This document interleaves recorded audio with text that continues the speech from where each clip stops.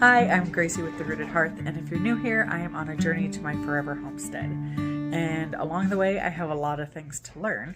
And one of the things I'm learning about right now is growing vegetables.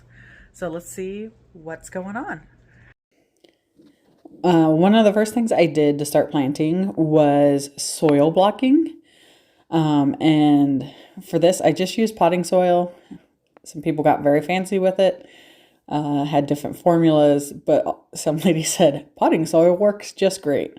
So I trusted that lady. And so what I needed to do was put the soil in and then add water.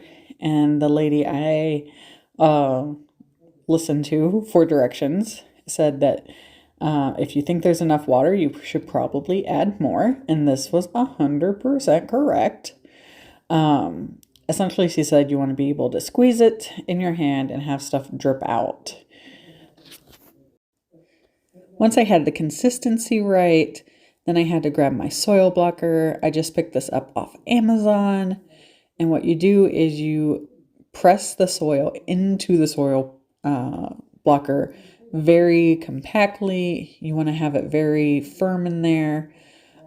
The lady I watched instructions from said that this can hurt her hands, so it takes a lot of effort. And then once I had it packed really, really well, I put it on my tray.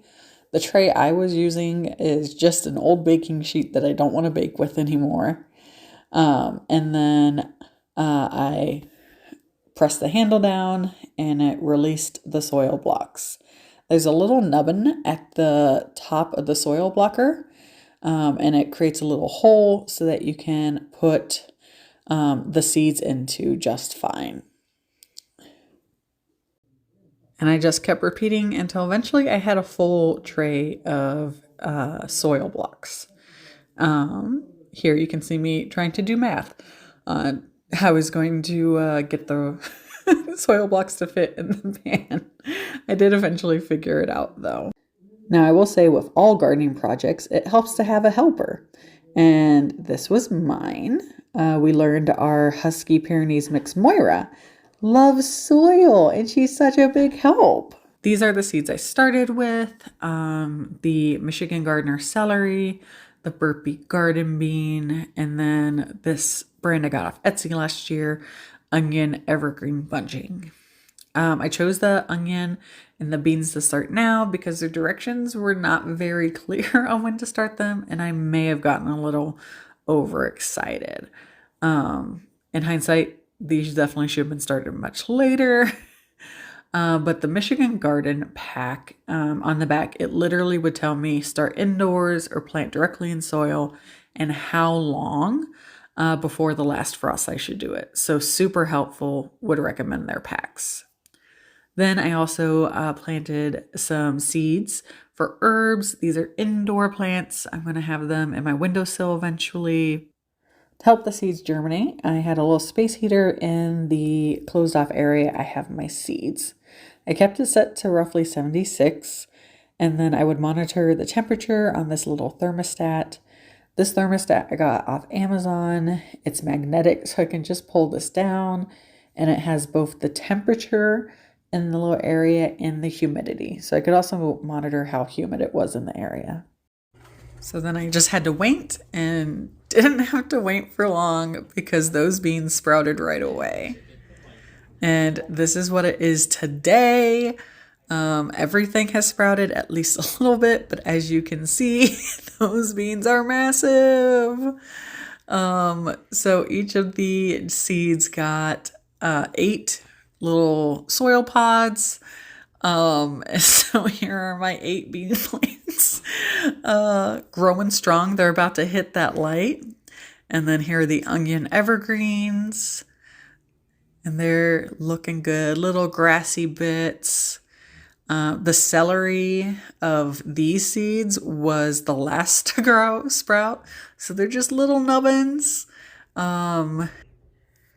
So these are how my herbs are doing. I think very well.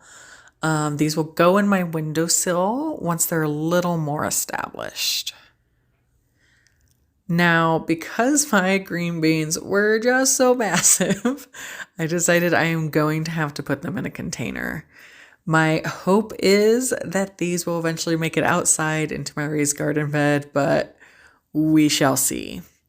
So again, just using some potting soil I had, I filled up a container, and then I was able to take the soil blocks straight from the pan and put them into the pot. This is part of the reason I went with soil blocks over other like containered starters. Also, it just looked like more fun. And this worked really well. For the most part, I was able to just pick them up. Some of the green bean roots were beginning to like grow into the other blocks, but it wasn't too bad. But then I put 4 green beans in per container.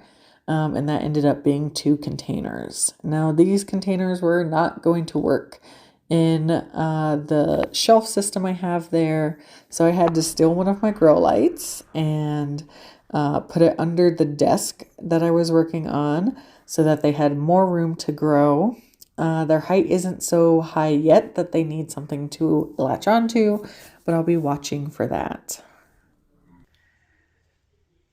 So that is where we are. We have actual plants growing. Some a little quicker than I'm ready for. There is still about 2 months before plants will go outside because the last frost date is May 1st, despite the very warm weather we're having.